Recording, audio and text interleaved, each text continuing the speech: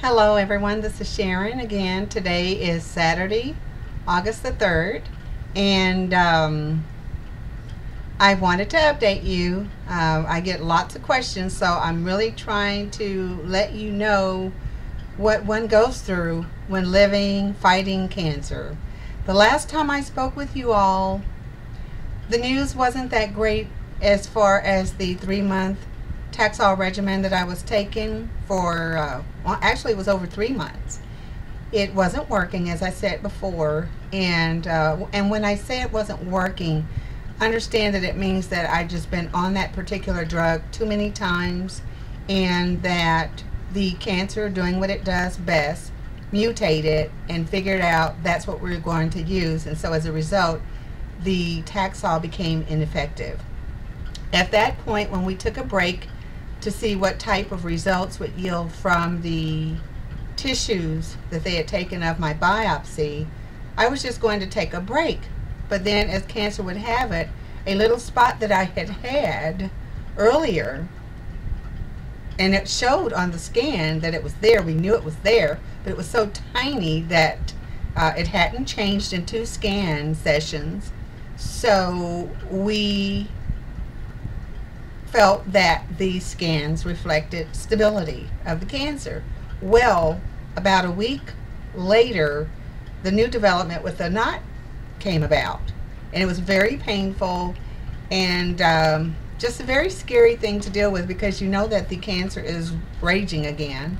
So what happened at that point, when I went in, we had the treatments, the radiation treatments. I had a total of 8 radiation treatments now, and really there's just about no knot now. So the last time I saw you, there was a definite knot there.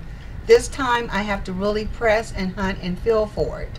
So the radiation did the trick as far as killing that particular lymph node with the cancer inside. Not to say that the battle is over, because my cancer has spread. It's always going to be an issue somewhere in my body. But I had some new developments come about. Remember, I said that I would possibly begin the doxil treatments, and that it would be administered about once every 3 weeks. I've since had an echocardiogram, because the doxil has a tendency to be a little harsh on the heart, and it actually has this little nickname that's really nice called the Red Devil, and it really is, the solution really is red. So that was the plan. So when I went in this past Tuesday to begin my doxil, I got in, and my oncologist, Dr. Smith, basically mentioned to me that we had some new development, that they had found a target therapy treatment for my type of cancer. So I asked her, what does target therapy mean? And she said it means that there is a treatment, possible treatment for your type of cancer that may work for your type of cancer. So that is what the biopsy tissues revealed. So that was kind of a bright spot. In fact, it is a bright spot, because it was a little more hope than what I had, which is I'm on this 7th line of treatment that I got approval for thanks to Dr. Smith, and it was probably going to be my last option as to it working or not. And if it didn't work, then what? I was probably going to have to be looking at palliative care, which means you start making preparation for dying, for just making it an easy transition to death. And that's not something I wanted to look forward to, and I know none of us do. And I know we cannot live forever, but that was the other option. So when she came to me and said, this is what we have, this is where we are, that means we may be able to treat your cancer with this particular drug. And the thing was to see if MD Anderson Center would have some clinical trial studies for me for that particular type of drug.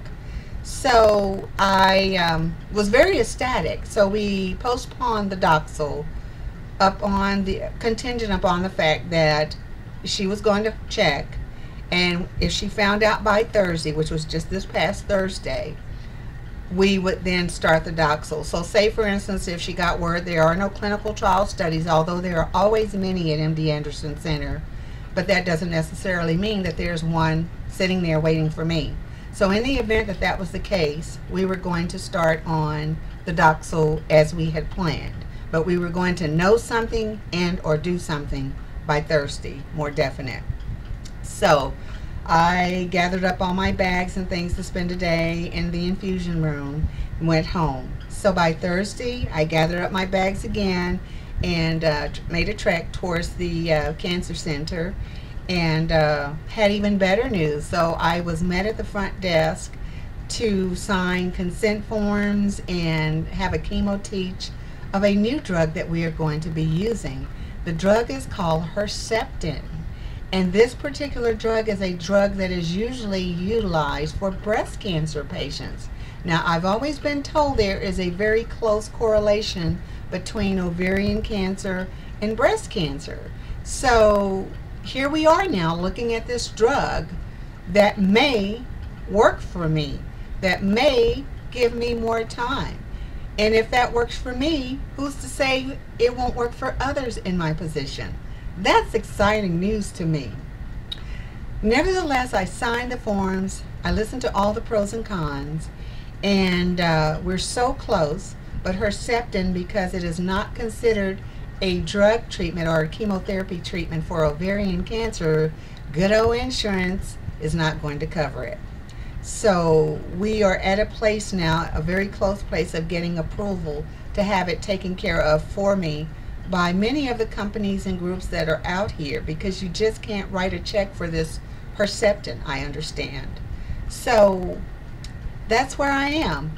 I'm hopeful, but I'm not trying to get too excited, because as I've told you before, this becomes a roller coaster ride before you know it.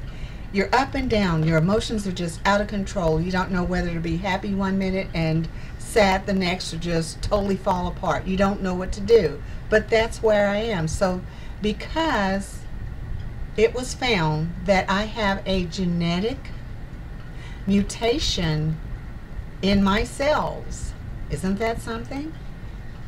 It's called, I can't remember, I think it's called HER2-mu.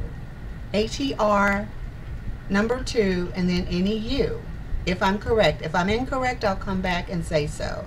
But that's what I was told. So because I have this particular mutation in my genes, this particular chemotherapy drug, herceptin, which is spelled HERceptin, I believe, may actually help make a dent in my cancer and then possibly maintain it and help keep a cap on the cancer. I don't know. It's just always up in the air with cancer. So I wanted to update you. That's where I am now. One minute the picture's looking very bleak. The next minute it looks very hopeful. But that's how it is when you're fighting cancer. It's a battle. But there you have it. So you all have a wonderful day. Please keep cool. It is very, very hot out here in Texas. And thank you again for checking in. I'm hanging in there. So take care and have a great day. Bye-bye now.